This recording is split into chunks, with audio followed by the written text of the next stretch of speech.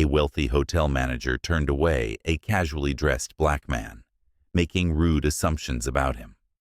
But when the man returned the next day with a fleet of luxury cars, what happened next left everyone speechless. Subscribe to the channel and let us know in the comments where you're watching from. It was a beautiful Friday evening in downtown Dallas, where the glittering city skyline stood proudly against the fading hues of the setting sun. The streets bustled with life, and a chill breeze swept through the air, carrying the distant hum of traffic and the occasional laughter of pedestrians. Among the towering skyscrapers and historic landmarks stood the Wellington Hotel, a symbol of exclusivity and sophistication. Known as one of the most prestigious five-star establishments in the city, the Wellington wasn't just a hotel. It was a badge of honor for those who could afford its luxury. The hotel's entrance was grand, framed by towering marble pillars and polished glass doors that gleamed under the warm glow of golden lights. The Wellington boasted a clientele that included Fortune 500 executives, Hollywood celebrities, and world-renowned athletes. Its reputation wasn't just built on luxury. It was maintained through an unspoken rule. Only the right kind of people were welcome. Inside, the lobby exuded opulence. The scent of expensive cologne and freshly polished wood filled the air, while massive crystal chandeliers cast a soft glow over the polished floors. The staff moved with precision, dressed impeccably in tailored uniforms, their every action choreographed to maintain the hotel's image of perfection. At the helm of the Wellington's operations was Mr. Graham Sullivan, the hotel's manager. In his late 50s, Mr. Sullivan was a man who prided himself on upholding the Wellington's elite status. With his neatly combed silver hair, sharp gray suit, and an ever-present air of superiority, he was the embodiment of exclusivity. Mr. Sullivan believed in keeping the Wellington's standards impeccable, and to him, that meant catering only to those who looked the part. In his eyes, appearances weren't just important. They were everything. If a guest didn't exude wealth and refinement, they weren't welcome. This mindset had earned Mr. Sullivan a reputation among his staff. While some admired his dedication to the hotel's image, many saw him as arrogant and quick to judge. He ruled the Wellington with an iron fist, and his decisions were rarely questioned. As he stood behind the reception desk that evening, overseeing the flow of guests arriving for their weekend stays, Mr. Sullivan's sharp eyes scanned the room. The sight of wealthy couples in designer attire, business executives checking in, and celebrities posing for selfies near the grand piano filled him with satisfaction. Everything was as it should be, or so he thought. Just as Mr. Sullivan was about to retreat to his office, the hotel's revolving glass doors spun open, and in walked a black man in casual attire. He wore a simple hoodie, jeans, and sneakers, and carried a small backpack slung over one shoulder. His unassuming appearance stood in stark contrast to the opulent surroundings. Mr. Sullivan immediately stiffened, his eyes narrowing as he took in the man's appearance. The man glanced around the lobby with quiet curiosity, admiring the grand chandeliers and the elegant decor. He didn't seem out of place to himself, but to Mr. Sullivan, he was an anomaly. The man approached the front desk, where a young receptionist named Lila greeted him warmly. Lila, a new hire in her early 20s, had a kind and open demeanor. Unlike Mr. Sullivan, she believed that every guest deserved respect, regardless of how they looked. "Good evening, sir," Lila said with a smile.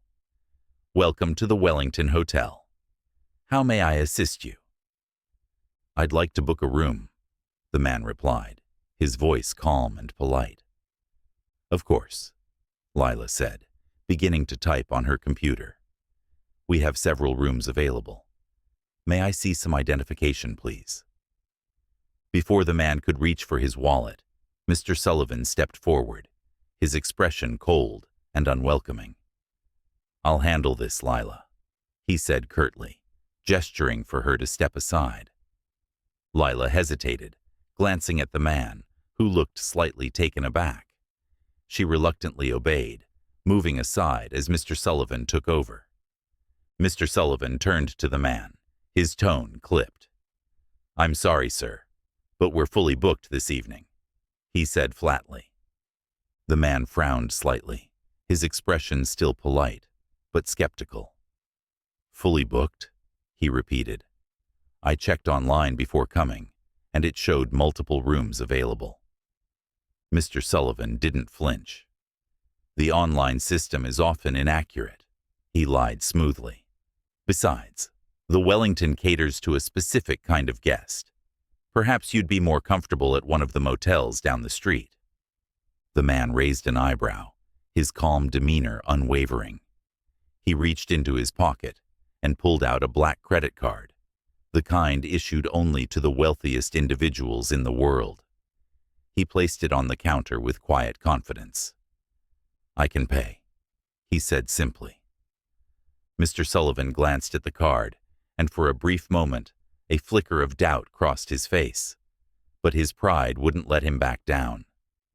"As I said," he repeated, "we're fully booked." The room fell silent.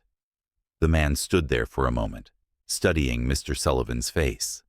Then, without another word, he picked up his card, nodded politely, and walked out of the hotel. After the man walked out of the Wellington Hotel, the lobby buzzed back to life.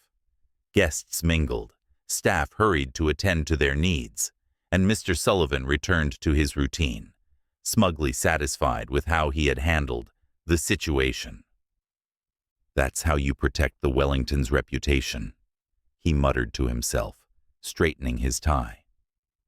To Mr. Sullivan, what had just transpired was a necessary act of gatekeeping. He saw no reason to dwell on it.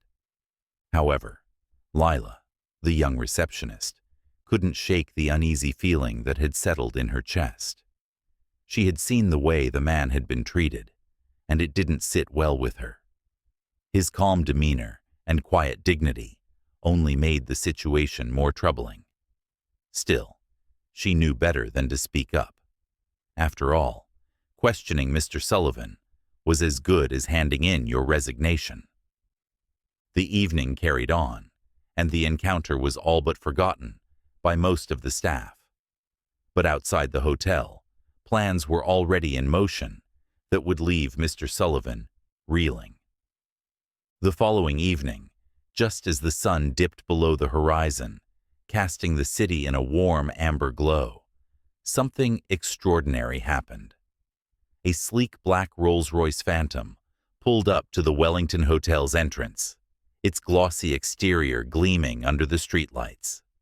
Behind it were two additional luxury SUVs, their tinted windows adding an air of mystery. The doorman, who had been casually chatting with a valet, straightened immediately, recognizing the significance of such an entrance. He hurried to open the door of the Rolls-Royce, his practiced smile in place. Out stepped the same man from the night before, but this time he looked entirely different. Gone were the worn-out clothes and the modest backpack. In their place was a perfectly tailored navy suit, polished leather shoes, and a platinum watch that caught the light with every movement. His presence was magnetic, exuding confidence and authority.